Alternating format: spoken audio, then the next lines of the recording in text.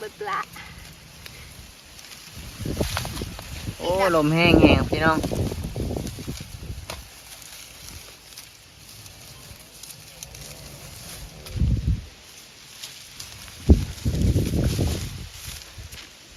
เจ็บมือแล้วป่ะน้องค่อยๆเข้ามาตรงนี้แล้วก็พูดตอนนี้ไอ้นั่นจะขอละcó đặt bơi đây sao không cười là น้องตีกินแท้ที่ยุ่งเลยแหละ กินเลยก็ได้เนาะ ขอรบกวนยมตลับเด้อ รบกวนยงที่ลงยงตลับอ่ะตลับอ่ะมื้อนี้เข้าซกแล้วเนาะเข้ามันลนแล้วเขามันเริ่มลนแล้ว โอ้ลน มันสุกแห้งเลยเด้แม่นแหละเนี่ย เขาบ่มีแห้งยืน เขาบ่มีแห้งสิยืนโอ้น้องตีแล้วหัวไวขนาดเนาะเขาบ่มีแห้งสิยืนล่มหั่นนะ เนี่ยจะโดนไปซะ เนี่ยเจอnày cũng bởi thì buôn bao khát giờ พูดเข้า rồi tay họจะไปไล่จะรับมึง เข้าเนาะแม่ cái nặng nhẹ prey đòi mình kìaแต่ใจสอนขี้เงี้ยเลยได้กูยานเลยมื้อนี้น้องตีกับน้องลานเนาะหรือว่าน้องข้าวซอยเนาะซื้อเล่นเล่า โอ้น้องข้าวซอย แม่น้องข้าวซอยเนาะ แท้ก็ลองเขามัน น้องข้าวซอย เพิ่นออกมาพูดเขาเนาะพี่น้องเนาะนี่ข้าวของสาวตีกับน้องลานเหม็นยังโบราณนะทุกคนประมาณนี้แหละเนาะ5ก็ได้7 สอบเนาะพูดมานี่โอ้บรรยากาศดีเนาะพี่น้องลมพัดเย็นแต่อากาศเริ่มหนาวแล้วน้องตีกับน้องลานก็ต้องฟาวออกมาหูดเนาะถ้าว่าหูดบ่ทานแม่นเข้ามันจะล้นหมดทุกคนตอนนี้แม่น5 คนมาซวยเนาะแต่ก็บ่มีไผมาเลยสาวโสดกันที่แหละบุมีผู้ชายมาซวยพูดเข้าเนาะต้องได้หาเด้อหาแฟนมาซวยเด้อนี่ ต้อยเนี่ยอันก็ดำๆมา คนเบิ่งวิวนะเข้าลงหมด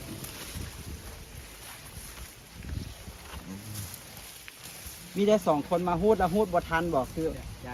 อ๋อ หูดบ่ทันและ2 คนเนาะน้องตีกับน้องลานต้อง5 คนมาซวยเพิ่มเนาะวันนี้5 คนมาซอยเนาะ อาสบายมาตาย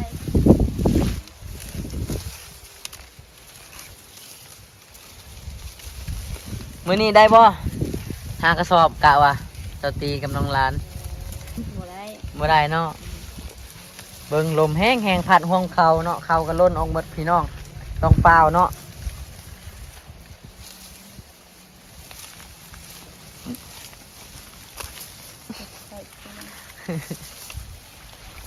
เจ็ดรูดอยnàyยังเว้ยเนี่ยกันkỹ là โอ้เข้าลงขึ้นหมด เดี๋ยวตอบประจีนอ่ะใช่โอเค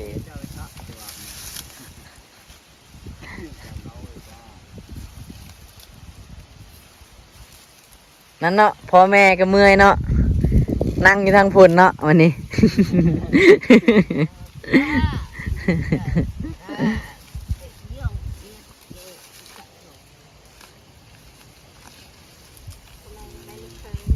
พ่อแม่อยากให้ลูกเขย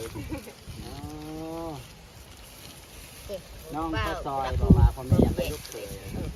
ผู้ใดพร้อมต่อมาเด้อน้องข้าวซอยก็ยังโสดอยู่จัง รู้เรื่องแต่ สดปลอมแล้วนั่งกระซอยไป แล้วมีผัวแล้วอ่ะ ฮะ มีแฟนแล้ว เรามีคนหูใจ ใช่ป่ะไทยเนี่ยเอาลงบทได้เป็นอย่างที่ ได้ แฟนบ่ให้ที่ เอาไป เราหูคือการนาย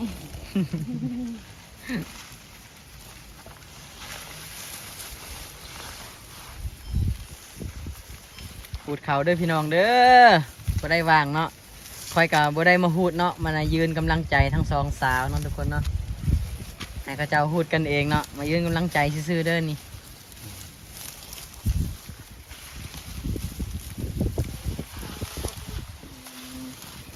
แต่ของชุดเจ้าก็ลงพื้นเป็นแบบนี้บ่ลง บ่ของคอยมันบ่ได้ลงพื้น ลงยุ่นลง ลงหน่อยเดียวอันนี้ลงหลายแล้วนี่ อันนี้มดไทยเลยจ้ะ ถ้าพูดบ่ทันนี่หมดแล้ว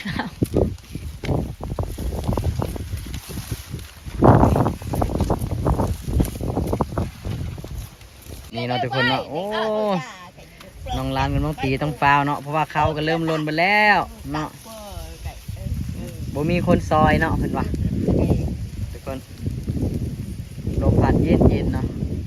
จะน้อยน้องลานกับน้องตีกับสีผ้ากันแต่งกินเนาะเพิ่นหาทัวหายังมาตำกินพี่น้อง นี่นะเอามาในร้าน ไม่ไอ้เนี้ยทำกี่โอ้ยđòi này nhà cọ lù lụ cả chui lụ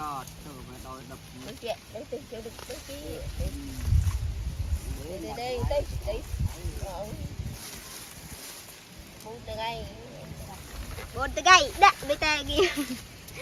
ได้แหละกระบาดไปแบบเท่าไหร่ตักดักไปดักก็ไหวดักเข้าก็ไหวแหละ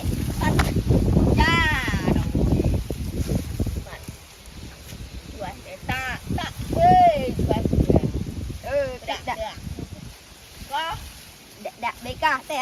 ใจโคตรจ๋าที่เด็กเด็กเป็นระบาดที่เต้นเป็นระบาดแค่เป็น ทุกคนตอนนี้มากับไอ้ประดับดินเนาะ ดีบ่ว่างเลยตอนนี้มือ เบิ่งเนาะโอ้ระบบทำงาน สุดขนาดเนาะทุกคนเนาะนี่ กองไทยหลักพันล้านรายได้หลักแสนกีบ จะอยากถามหากองตัวได้เนี่ยเนาะ DJI Osmo นี่ Ultra SoC แล้วก็ iPhone 15 Pro Max เนาะ แต่งเมียสาวบรูเนี่ยได้เป็น10 คนแล้วได้นี่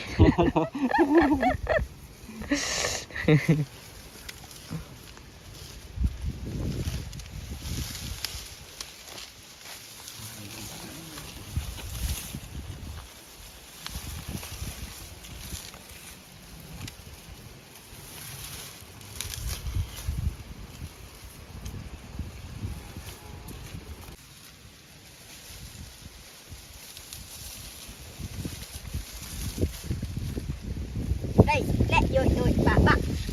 đâyข้าวเอ่ยแล้วนะข้าวเอ่ยไหมล่ะ lẹ khơi mới lẹ đâu cái đâu kì còn phải khai làm chú vậy không thôi chứ phải hay cho thì cái này được đây thôi đó coi cho cứ hơi cho nó bớt rồi cho nó hồng chị na hơi ra coi dầu hay thôi đấy đó tu thù tao tập mình bực lạ hơi bực lạ sai bực lạ โอ้ลมแห้งแห้งพี่น้อง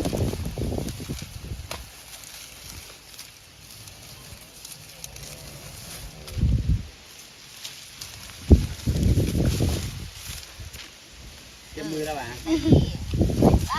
น้องค่อยๆเข้ามาตรงนี้แล้วก็พูดตอนนี้ไอ้นั่นจะพอละ có đặt bơi Dạ, thấy bọn sau này. đây đâu không cười làm เอาเลย แม่เนาะ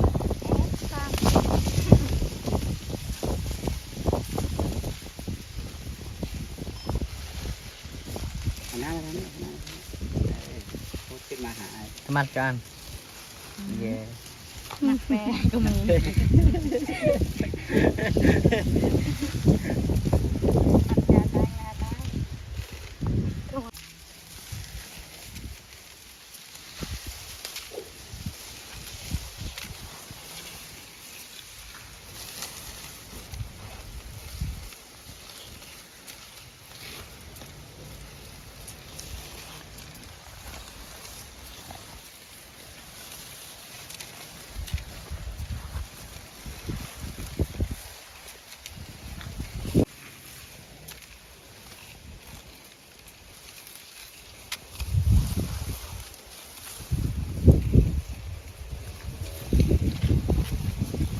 เฉลี่ยสิกะเวะเลย รับขาเลยเนาะ เราเหนื่อยเลย อืม พูนไปพูน โอ้ เด้เสียงนางอยู่พุ่น เอาแม่นมดมาตั้งแต่พุ่นมา แม่น มีได้2คนเอามาฮูด แม่นแหละ โอ้สุดพ่อเขาจะเอาประทันเนาะ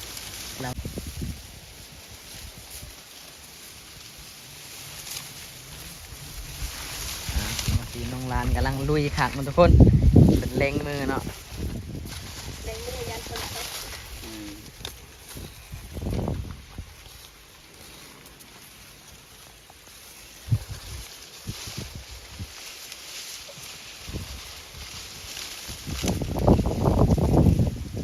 โอเคพอแล้วก็ได้ไปเฮ็ดในมด เทปวันนี้เนาะได้เห็นชีวิตจริงของชาวตีแล้วเนาะ แม่นแหละ ไอ้ประดับดินวิทย์เราไปเสื้อได้แล้วว่าคอนเทนต์บ่เนาะ บ่แม่นคอนเทนต์เลยนี่ของแท้เลยได้นี่ ชีวิตจริงจ้า ชีวิตจริงยิ่งกว่าละคร ชีวิตโมเมนเก่ง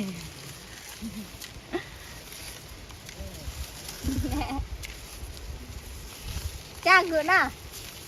ถอดเต็มเป็นยักษ์ถอดเลยนะถอดเลยนะ เราบอกว่าพูดให้มันแล้วเลยนั่นบ่ เต็มเลยจริงเต็มเลยบอกเปล่าถอดสิได้แล้วแกนะ พอก็พอ ไม่จ้างนะ สิได้ขอเงินไหนวันนี้น่ะขอเงินนำแม่ไอ้แม่ได้วันนี้ แล้วเนาะทุกคนเขากระหอดเขา ไปเนาะคนลงมือเลยต้องเอาละ ไม่ต้องมาหลับโอเค เด็ดด้ะ ตอนนี้ชาวตีสิพากันไปแต่งกินเนาะ แมน มาไม่ยากเลยคือ เขาแล้วเนาะ มายันเลยคือการช่วยเลย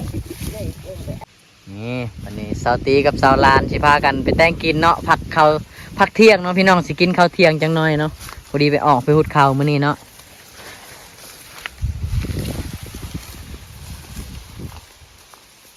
เราสิไปแต่งกินอยู่ห้วยมื้อเนาะ ที่ลังกา นั่นแหละไหมครับ สิบแล้วแม่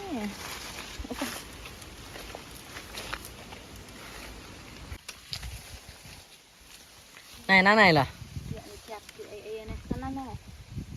นั่นนี่สาวตีออกมาให้คือเก่ามื้อนี้พี่น้องพูดข่าวแล้วเนาะ อ้าวกัน สาวตีได้ข่าวปีนี้จักสอบก็ 10 สอบ 10 สอบเนาะ แมน เพราะว่าให้แห่งนี้มันไล่เจ้าเนาะทุกคนบัดนี้สาวตีสิบ่นอนให้แล้วเนาะสาวตีสิอ่อนไปยังก่อนนี่ ไปห้วย ไปห้วยไปแต่งกินเนาะ แมนไปล้างผักนะ สิมาจอบเบิ่งให้นี่แหละว่าปีหน้าสิยังทางมงนี้บ่เนาะทุกคนเดี๋ยวมาจอบเบิ่งอีกเนาะบาดแล้วก็น่าสิบ่ได้ไปแล้วเที่ยงนี่เนาะทุกคนคลิปนี้น่าจะเที่ยงนี้น่าจะบ่ได้มาอีกเนาะเพราะว่าเฮาต้องได้หาปลามองใหม่แหละ ที่แล้วขี่กับน้องลาก็บังกัน จะพากันไปแต่งกินอยู่ห้วยเพิ่นว่ามากินข้าวอยู่เชียงไฮ้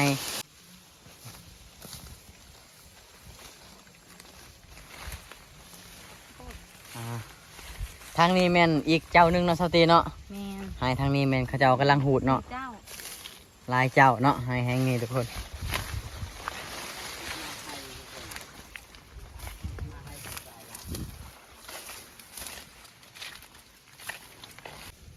ทุกคนสิลงไปห้วยเนาะนี่เจ้าของไห้นี่เนาะเจ้าของไห้เนาะเราหุดเข้าเราได้7 สอบแล้วว่าก็ได้7 สอบเนาะทุกคนเนาะข้าวแม่นสำหรับข้าวเฮ็ดไห้อยู่นี่แม่นบ่เพียงพอบ่พอกินบ่พอใช้นะทุกคน แต่ก็ต้องจำเป็นเนาะนี่วันนี้สาวตีกับสาวลานสิพากันไปแต่งกินเนาะพักเที่ยงเนาะพี่น้องสิกินข้าวเที่ยงจังหน่อยเนาะพอดีไปออกไปหุดข้าวมื้อนี้เนาะ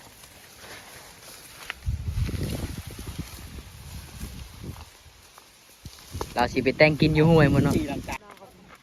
นั่นแหละไหมครับ สิบแล้วแม่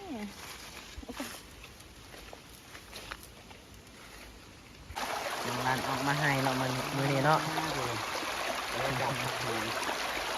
แล้วน้องลานอยู่วันนี้เดี๋ยวเราก่อน บรรยากาศมันบริสุทธิ์จัง